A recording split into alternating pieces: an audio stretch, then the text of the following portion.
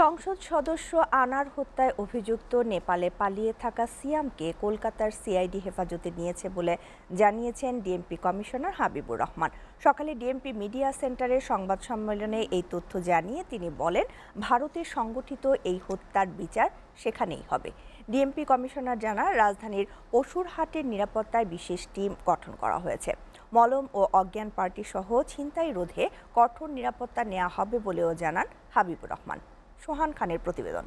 মাশাআল্লাহ, খুবই সুন্দর একটা গরু। 1 লক্ষ।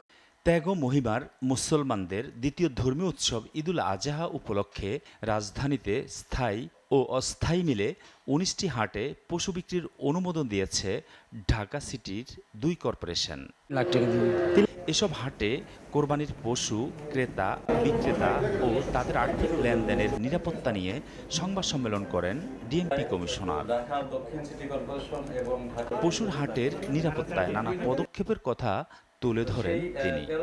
হাটে যাতে নিরাপদে বেচাকেনা হতে পারে সেজন্য আমাদের ইউনিফর্ম পুলিশ, সিভিল পুলিশ থাকবে। এছাড়া ড্রোন প্যাট্রোলিং এর ব্যবস্থা করা হয়েছে। সকল হাটে সিসিটিভি ক্যামেরার ব্যবস্থা করা হয়েছে।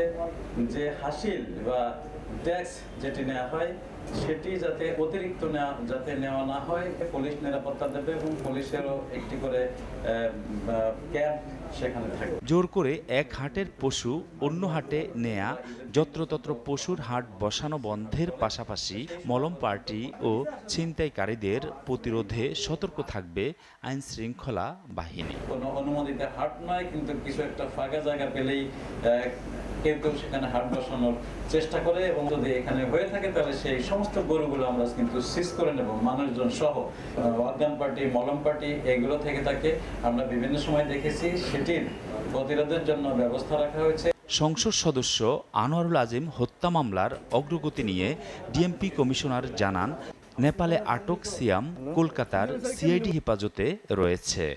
কলকাতা সিআইডি তারা সেটি তদন্ত করছে এবং তাদের কাছেও একজন আসামি রয়েছে, দুইজন, একজন তারা নেপাল থেকে নিয়েছে এবং তারা আগে একজন অ্যারেস্ট করেছিল, আমাদের কাছেও আছে, তারা তদন্ত করছে। আনার হত্যাকাণ্ড ভারতে হওয়ায় সেখানেই বিচার হতে পারে বলেও জানান হাবিবুর রহমান। তদন্ত করছি, তারাও তদন্ত করছে এবং এক পর্যায়ে আমরা সিদ্ধান্ত নিয়ে যে কোনো একটি জায়গায় এই বিচারটি হতে পারে। সোহান খান, এসিটিভি, ঢাকা।